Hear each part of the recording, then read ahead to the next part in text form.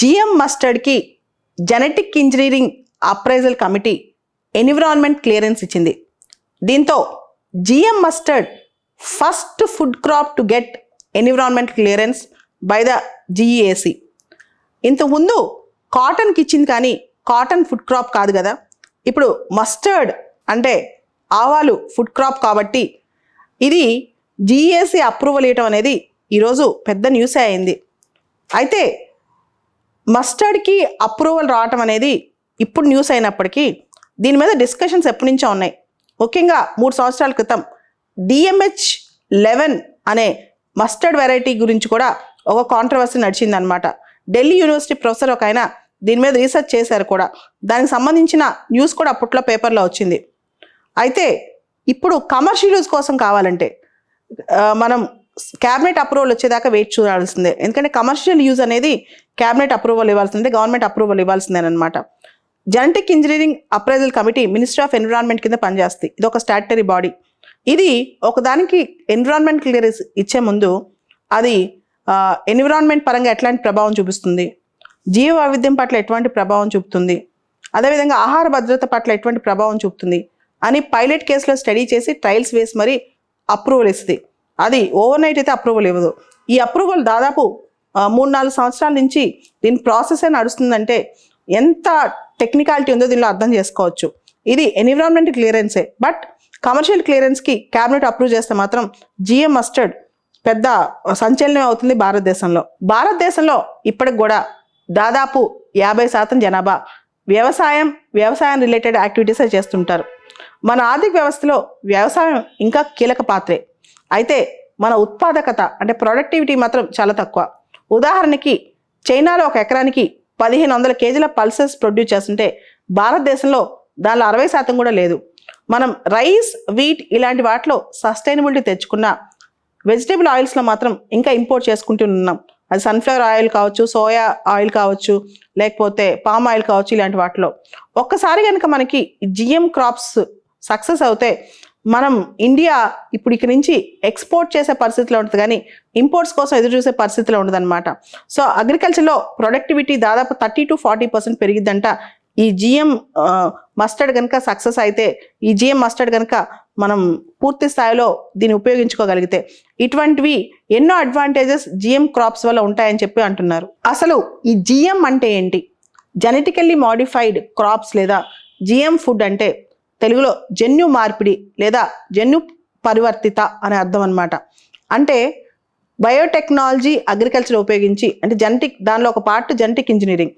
ఒక విత్తనంలో కానీ ఒక మొక్కలో కానీ మనం అనుకున్న మార్పు, అది ప్రొడక్టివిటీ పెంచుకోవడానికి కావచ్చు, లేకపోతే కీటక నాశనం కోసం కావచ్చు, లేదా కరువును తట్టుకోవడం కోసం, అంటే నీరు లేకపోయినా మొక్క బతకడం కోసం కావచ్చు, ఏ విధమైన మార్పు దానిలో బేసిక్గా చేసి జెనెటిక్ ఇంజనీరింగ్ చేసి దాన్ని రెడీ చేస్తే దాన్నే జెనెటిక్ మాడిఫై అంటే జన్యు మార్పిడి క్రాప్స్ అంటారనమాట.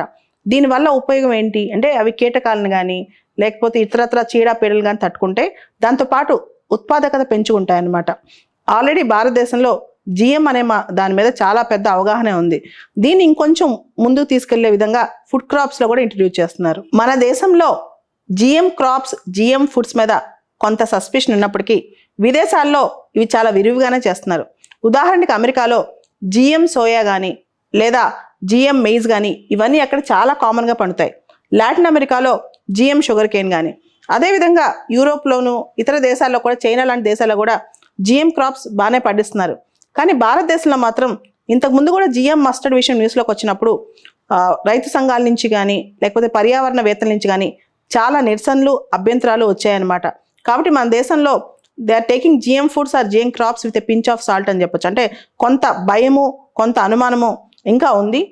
జిఎంలో కూడా లోపాలు లేకపోలేదని కూడా అంటుంటారు. జిఎం క్రాప్స్ వల్ల మేజర్గా ఉన్న భయం ఏంటి?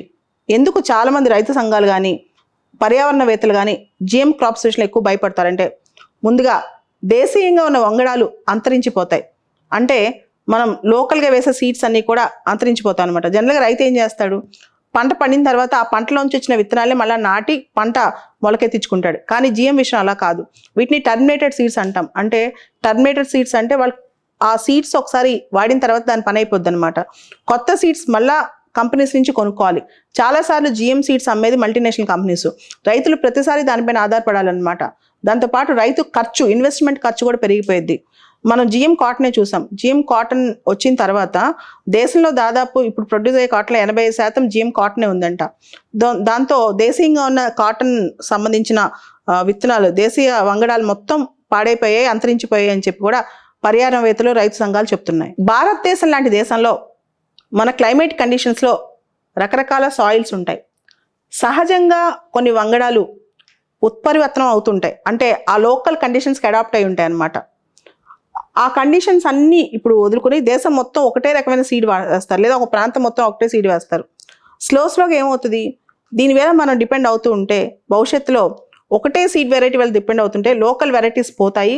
దాంతోపాటు మన ఆహార భద్రతకు కూడా ముప్పు కలిగే అవకాశం ఉంది. ఏ ఒక్క స్టేజ్లో జిఎం క్రాప్ ఫెయిల్ అయినా సరే మొత్తం ఫెయిల్ అయ్యే అవకాశం ఉంది.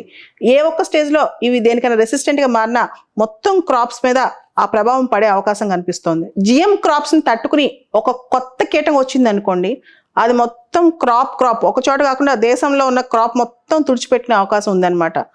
కాబట్టి అతిగా జిఎం మీద కూడా డిపెండ్ అవటం అంత మంచిది కాదని చెప్పి చాలామంది నిపుణులు చెప్తున్నారు.